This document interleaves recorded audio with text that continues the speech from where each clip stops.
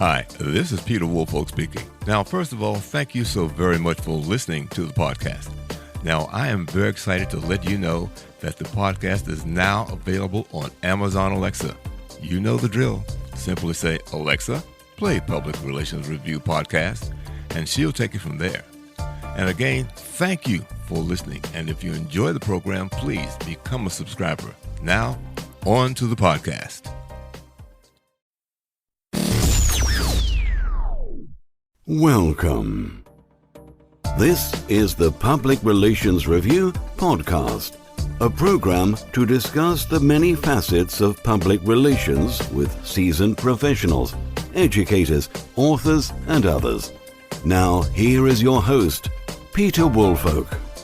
Welcome to the Public Relations Review Podcast and to our listeners all across America and around the world. Now, today, my guest observes that corporate communications is experiencing a renaissance, and we'll look into that in this episode. Yesenia Reinoso is an award-winning 10-year transformative bilingual storyteller, a content creator, public relations practitioner, and now an entrepreneur. She began her journey in November 2007 as a member of the communications team at Times Square Alliance, where she was also part of the New Year's Eve ball drop. She is a 2010 Pace University graduate with a BA in Communications, and she's a member of the Public Relations Society of America and New York Women in Communications. In August 2018, she became the Communications Manager of Global Kids. And in September 2020, Yesenia won the PRSA New York's prestigious 15 Under 35 Award, honoring 15 rising PR stars in the media industry. Then, in June 2021, she founded Y, that's the letter Y Communications, working in both nonprofit and for-profit sectors with an expertise in corporate communications and much more. She's worked with clients such as Girl Scouts of the USA, I Challenge Myself, City Tutors, Hip Hop Union, and others. So joining me from Fort Lee, New Jersey, I welcome Yesenia Reinoso to the podcast. Welcome. Hi, Peter. Hello, everyone. I hope everyone is having a wonderful day here. Oh, great. Well, good. Now, you say that corporate communications is experiencing a renaissance. So before we get into exactly what that is, how do you see that corporate communications got to the point that they needed a renaissance? What was missing?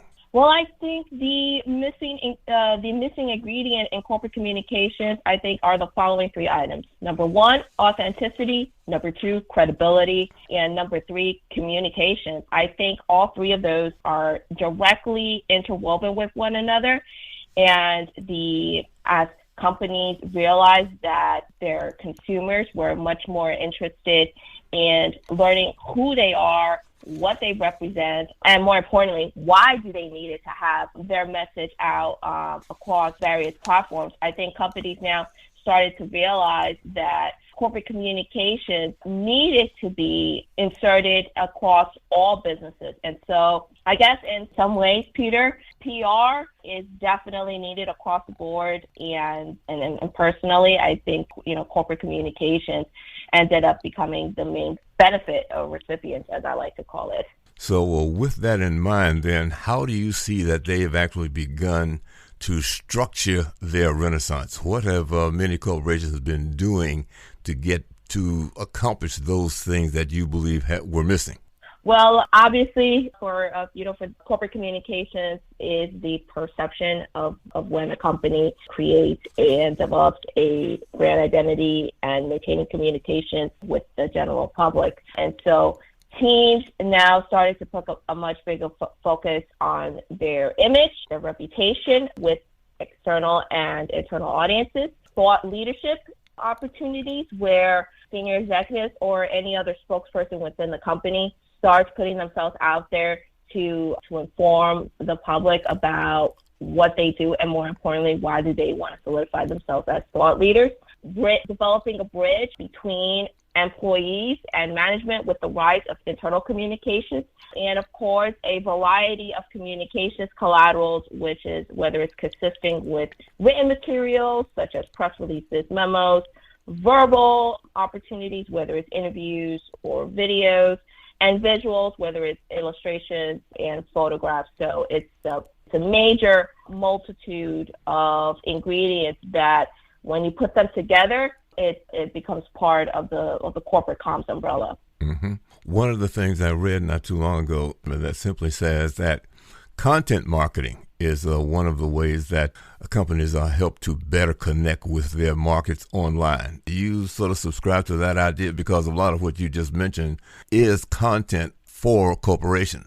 Yeah, absolutely. And, there's always a synergy between marketing and communications because they are so very much alike in instances. But I also think that since public relations is also more well known as as earned media, many companies now are being much more innovative as to how they want to present themselves and more importantly, to make meaningful connections. I want to ask, the viewers and you as well, Peter, this one simple question: why do we communicate? Well, one of the things is that we certainly want to get our information out to our audience. What it is we do, how we do it, why they need us, those kinds of things. And that is definitely true, Peter. But when you also look into that one simple question, when you start peeling off the layers to it, it offers way more than what's first anticipated. Why we communicate? We communicate because we have a story to tell. Everywhere we look and turn across our very eyes and in our ears, there's always a story that needs to be told. Whether it's one person wanting to get their message across or a general audience needs to, hear something and or raise awareness on a particular issue. There is always a story that needs to be uncovered. And as such, as a communicator and everyone else here, we are all communicators in many formats. We have the power to generate and, more importantly, to shape-shift perceptions and narratives that gives people the opportunity to understand our message, to get them on our side, or at least plant a seed in their heads where there is an opportunity for them to change their mind down the road. Well, several of the other things that popped up is that certain things that corporations need to understand, and that is how their customers and fans gather information about their services or products, and then how their customers use the content, and that helps them make buying decisions. And thirdly, how to integrate online content marketing practices along with their offline sales. So there's a combination of things that have to come along with the communication you're talking about, how it's delivered to people and how people want to get it and what they do with it. Mm-hmm. Yeah, and I think also as well, what's really interesting about corporate communications during this renaissance is that it's experiencing a rebirth. And what I mean by that is that many companies have now realized that corporate communications is a vital piece to their overall business plans.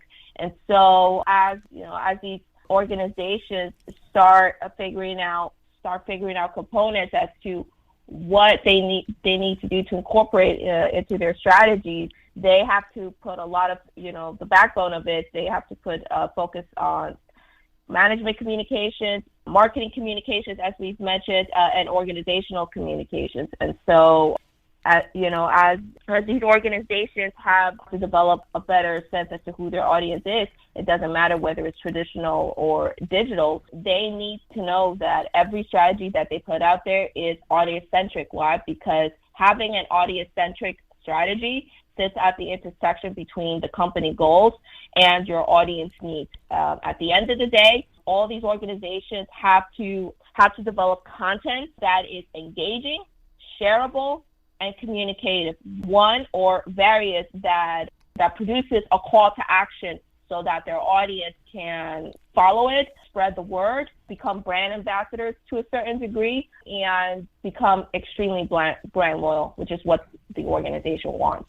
And, actually what I'm also hearing you say is that it has to be strategic communications involved in this as well, so that everybody is singing from the same song page, so to speak, or hymnal, as they say, so that internal communications message with the external communications, the branding, who is saying what, who they're saying it to, where they're saying it, how they're saying it, all those kinds of things, there has to be management of that.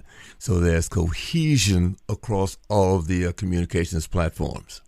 Yep, and on top of all that, companies want to make sure that whatever messaging that they put out there, it has to, whether it's targeted or universal, it has to be consistent with what they're representing from a brand image standpoint. So some of the goals that organizations, whether it's for-profit or nonprofit, want to inject into their overall strategy, it's incredibly important to put out these 4 things. So the 4 goals in corporate communications are to be transparent with employees and customers, to build credibility and establish expertise in the industry, to minimize damage to the brand's reputation, and of course, prevent any type of miscommunication. And so when brands want to put themselves out there and start establishing a connection with their audiences, they also have to establish their credibility, because in this day and age, especially now with the current environment we're living in, trust now is by far one of the key components that audiences are looking. Consumers and or audiences want to trust the brand and the organization that they're utilizing. And so it's incredibly important for organizations when it comes to releasing any kind of content. They have to be factual in what they put out there, incredibly specific as to why they're putting it out there, why audiences should consume their products and or services, or join a program. This is from a nonprofit space, and why they should dedicate their time in knowing and spreading the word with this organization. Can you talk a bit more, because I think one of the things that you mentioned I think is hugely important about transparency, the importance of organizations being transparent with their customers and the public. Yeah, I mean, I can't emphasize that enough, Peter. And again, if you want to go much more deeper into the corporate communications umbrella, whether it's external communications, which means developing effective communications for external audiences, such as press, stakeholders, shareholders, public affairs, government officials, influencers, and so on. Internal communications, which is establishing effective communications with your internal audiences, meaning your employees, investor relations, and so forth.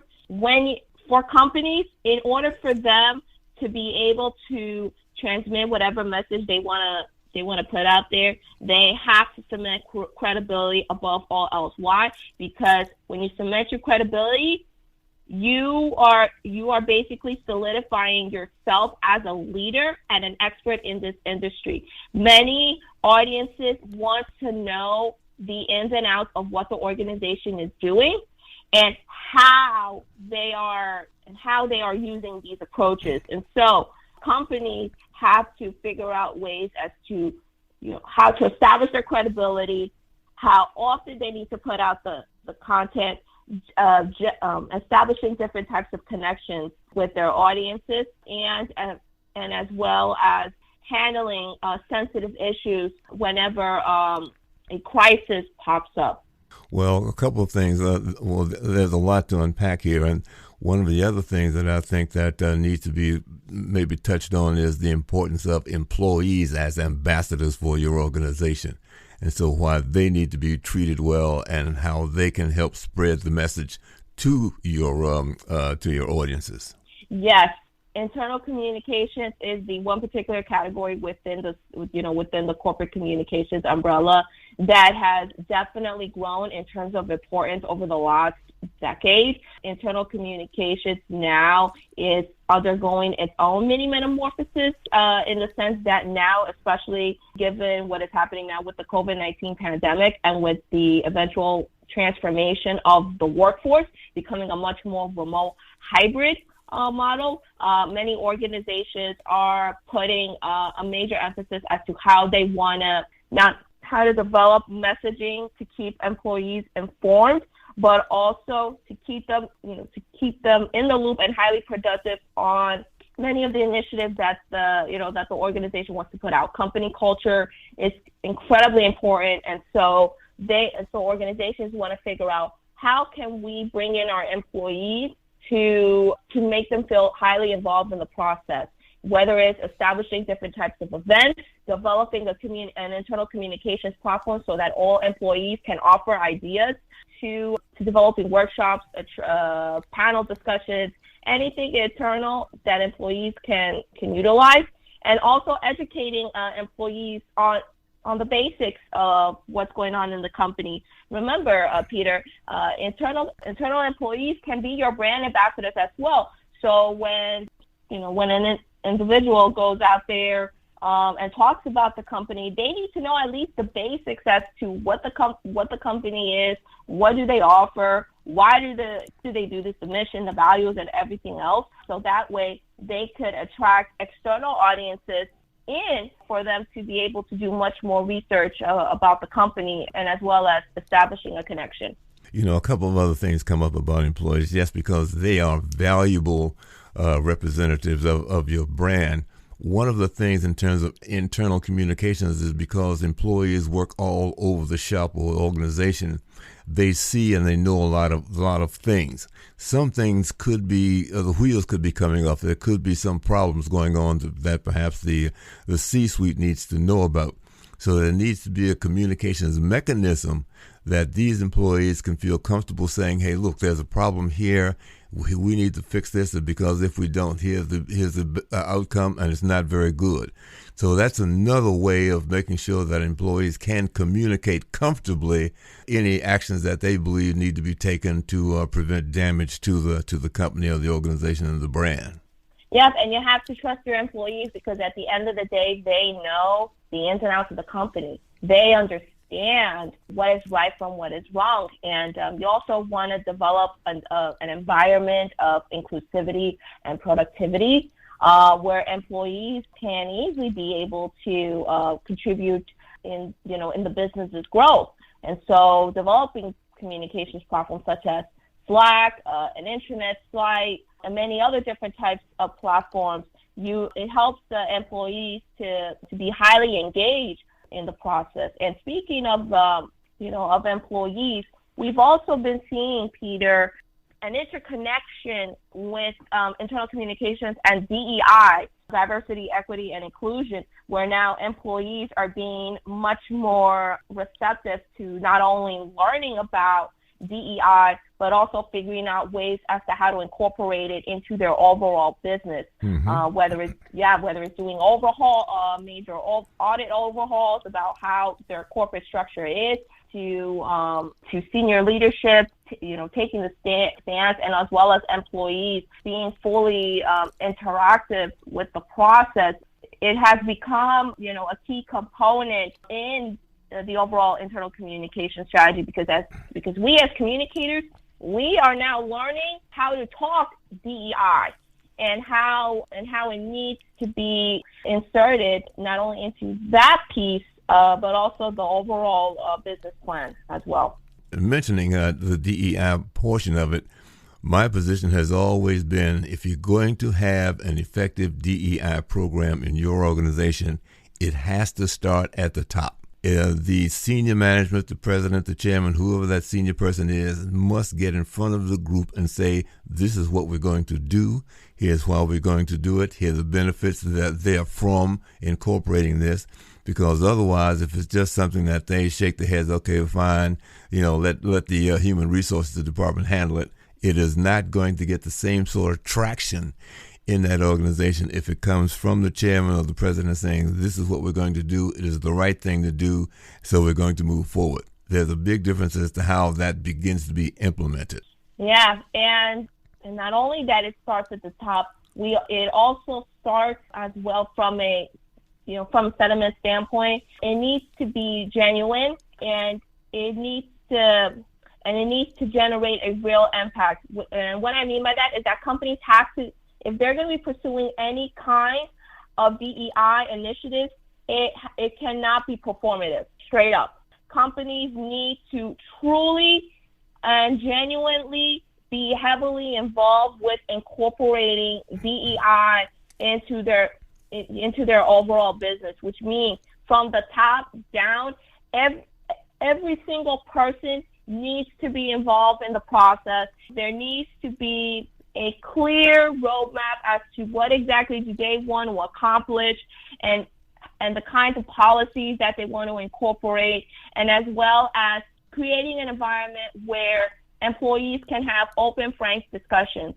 The truth of the matter is that, DEI, in all honesty, should already be on autopilot, but it's not. And one of the reasons why is because companies genuinely do not know as to how to address this.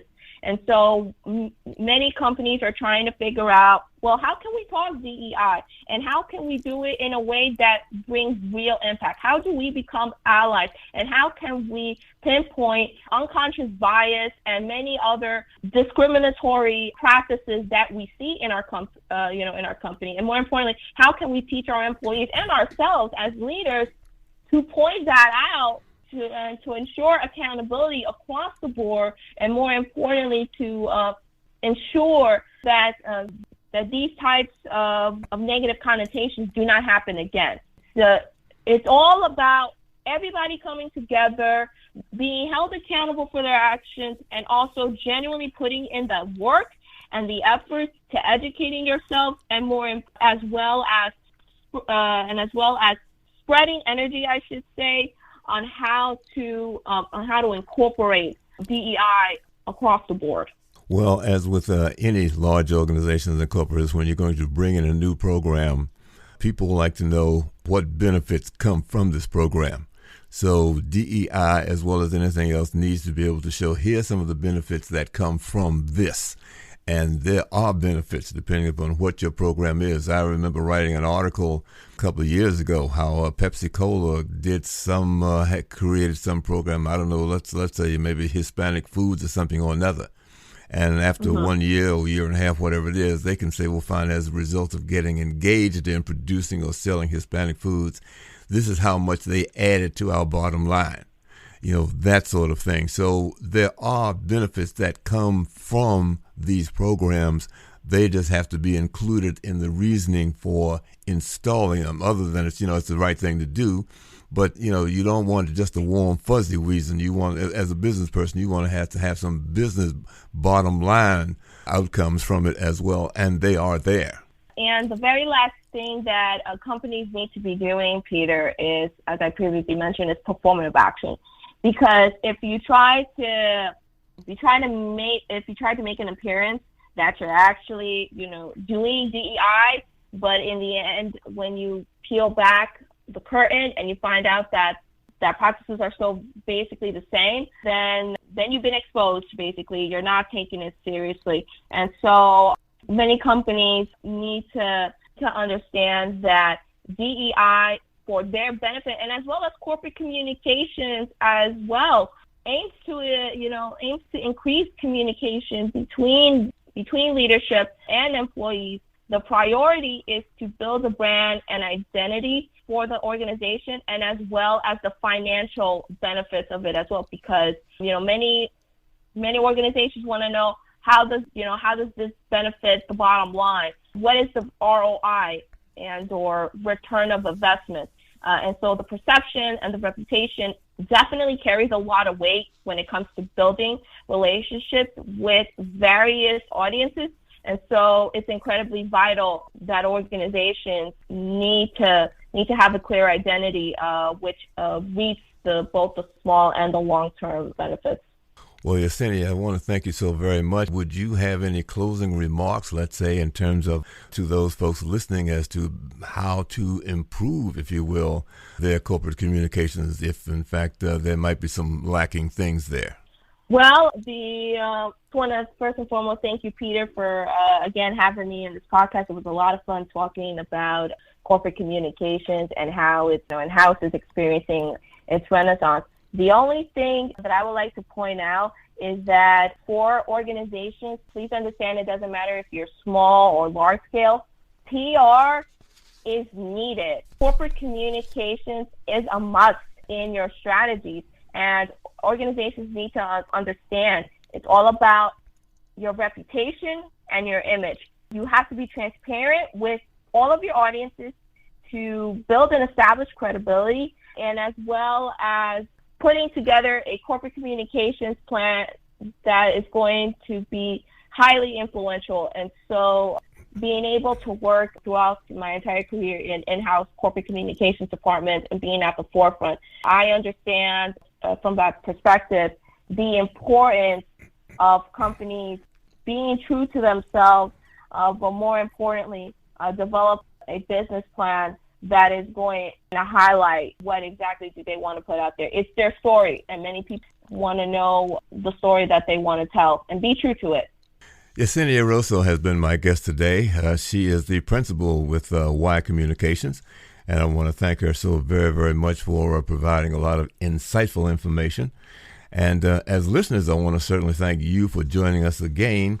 Oh, and by the way, if you get a chance, take a look at our new YouTube video. You can simply go to YouTube and put in Public Relations Review Podcast, and it'll pop right up there for you. Also, we'd like to get a review from you if you've enjoyed the show. And please let your friends know as well. So thank you for joining us, and we'll look for you on the next edition of the Public Relations Review Podcast. This podcast is produced by Communication Strategies, an award-winning public relations and public affairs firm headquartered in Nashville, Tennessee. Thank you for joining us.